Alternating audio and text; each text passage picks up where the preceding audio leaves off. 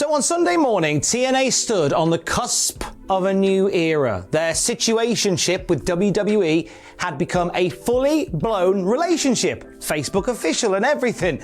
And they had a huge crowd on hand in Garland, Texas to welcome in this new era with the first pay-per-view of 2025, TNA Genesis. A series of twists and turns would put TNA front and center of the wrestling world in the first week of this new beginning for good reasons and less so good reasons, shall we say. It's been a weird week for TNA, and it's only Tuesday. It's a weird week that started on Sunday, and it didn't even start on a TNA show. GCW presented The People vs. GCW, emanating from the Hammerstein Ballroom in New York City. The show opened with a Rumble match won by surprise entrant, the TNA Digital Media Champion, PCO.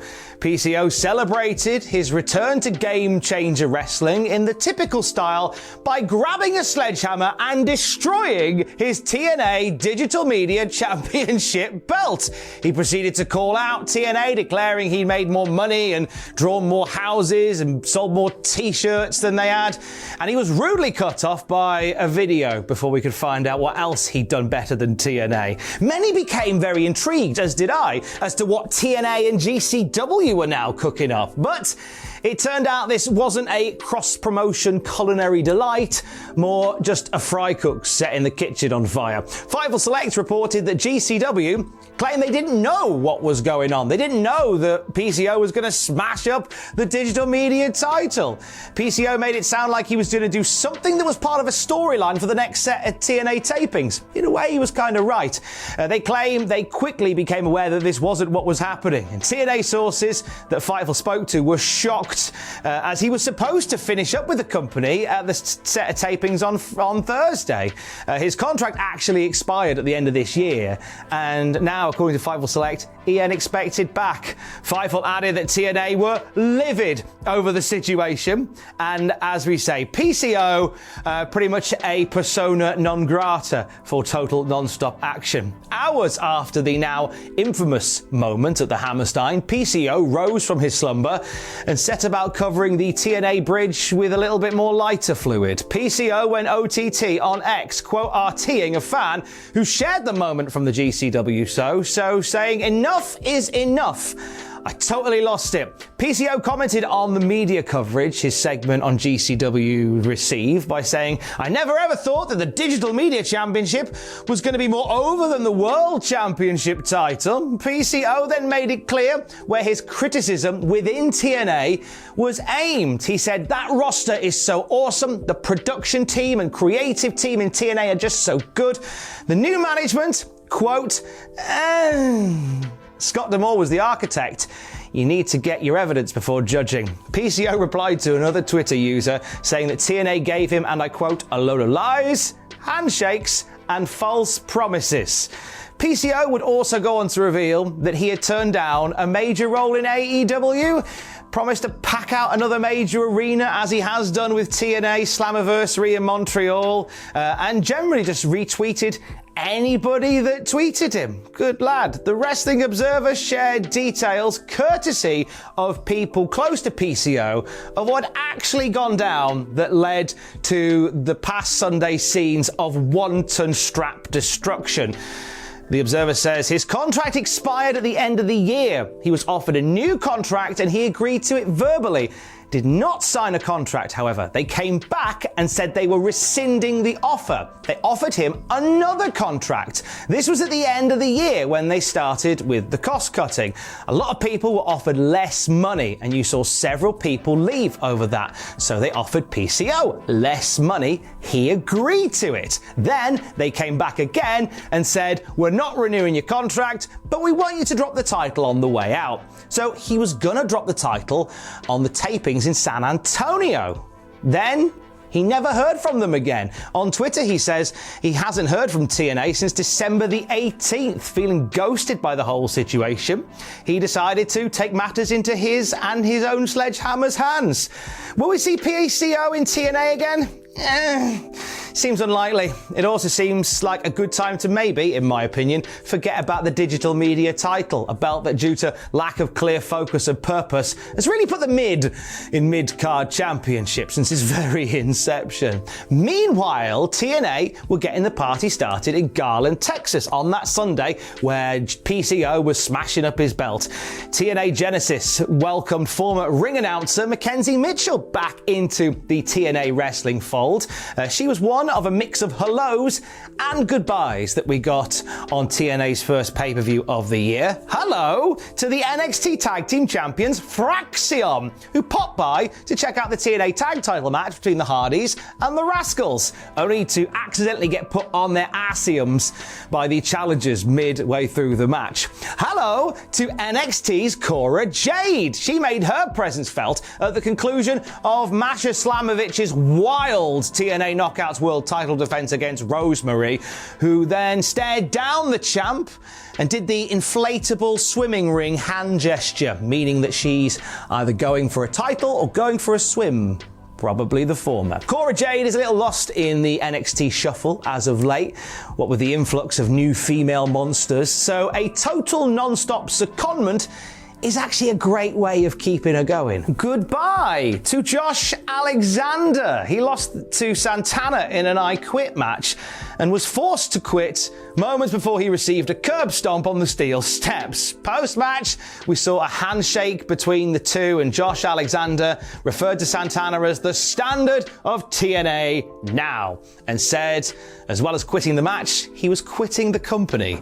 Now, Josh has been keen to seek pastures new for some time, but TNA, picking up his option year, put his travelling plans on hold. After this Thursday's live Impact, which TNA Sheriff Santina Morella has demanded he attend, he'll be free to go backpacking wherever he pleases. I could see him maybe popping in to the NXT shed on that journey. Also, we say goodbye to Jordynne Grace. She lost clean to Tessa Blanchard at Genesis in a match that was filled with big moves and loud chants of "she's a racist" aimed at the returning Tessa Blanchard. It had been reported for some time that the juggernaut Jordynne Grace was close to the end of the line with her TNA deal, and when she's been given such favourable booking on NXT, it was obvious to many that Genesis would be the terminus for Jordynne Grace, who has really been the solid boulder shoulders of the TNA Knockouts division. After the match with Tessa Blanchard, we got footage of an emotional Jordynne Grace arriving backstage,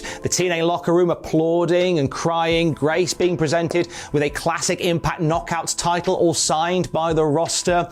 And when the emotion was getting a little bit too much, there was Alicia Edwards to give her a pie in the face. Oh, bless. However, many have read into the interaction or lack thereof between Grace and Tessa Blanchard backstage. As Tessa applauded as Grace emerged through the curtain, Grace seemed to ignore her completely and instead move past her to embrace the rest of the locker room. Now, some put this down to that last little bit of kayfabe being kept alive, Grace refusing to hug the woman she's just had a very physical rivalry with. Many, with what has been widely reported about Tessa Blanchard, think there's probably a little bit more to that. Maybe there is. The event, TNA Genesis, was capped off by something that for many was a long, bloody long time overdue. Joe Hendry finally becoming the TNA World Heavyweight Champion. Hendry became the second Scotsman to do it, just him and Drew Galloway, and only the third ever Brit to do it, him, Drew, and current SmackDown GM Nick Aldis. He picks up a win that TNA have been chastised for leaving for so long. Joe Hendry's momentum was so white hot last summer. There's a fresh wave of it now, but I'm a kind of better late than never sort of bloke when it comes to Big Joe finally lifting the big one as TNA World Heavyweight Champion. The post-New Era glow is set to glisten off TNA for some time to come. It was announced during TNA Genesis that Fraxion, the NXT Tag Team Champions, were going to be on the live TNA Impact this Thursday, defending said titles against the Rascals. This marks one of very few occasions where a WWE WWE title has been defended outside of the confines of WWE. It's certainly the first time a WWE title has been seen in the Impact Zone, Maggle, at least in a defense-type way. Is this a taste of things to come? And with the NXT titles being challenged on TNA soil, will the sentiment be returned? Are we close to, as Jordan Grace told us to bookmark on Twitter, an Ultimate X match on WWE television? Stranger things have happened. And they've also happened this week. But what about the leader of this new era, Joe Hendry? Joe conducted his first interview as TNA World Champion just a few hours after the win with Busted Open Radio. He wasted no time in manifesting more destiny. He said, "We're in an era where anything can happen." And just before Genesis, Triple H tweeted about the show, Shawn Michaels tweeted about the show, and John Cena posted the TNA logo on his Instagram. What kind of representative would I be for TNA if I didn't call out John Cena? Wabba-doo, wabba-doo. Hendry may get his wish here, probably in a very unconventional way, if we're able to connect some of the dots on a report by PW Insider, who have said, with news of the TNA and WWE partnership, we've heard from WWE creative sources that there has already been a pitch for a top TNA star to be in the men's Royal Rumble match. The obvious name is Nick Nemeth. Think about it. He could come in as Nick Nemeth, get thrown out, come back in as Dolph Ziggler. That'd be brilliant. Now, the obvious name is Joe Hendry, but he's currently expected to be part of Chris Jericho's Rock and Rager cruise, which is between January 31st and February the 4th. However, he's actually due to join the cruise on January the 2nd, which is the day after the Rumble. So all of a sudden, any bets that were off are back on, and there's absolutely no reason not to believe. We've seen many TNA new eras born over the last 20 odd years, haven't we? TNA has been quite the ones for new eras. They're like they're going out of fashion sometimes. Some have led to genuine change and a lift in the spirits of the company. Some have fallen apart like a rich tea biscuit in a hot mug, drowning in lol TNA message board comments. However, this TNA era will shape up and shake down. We don't quite know. It's too early to tell. But between lifting of new gold, the comings, the goings, and wanton belt destruction, it's more than fair to say that it's been a weird week for TNA. And it's only Tuesday. Stay safe. Love you. Bye.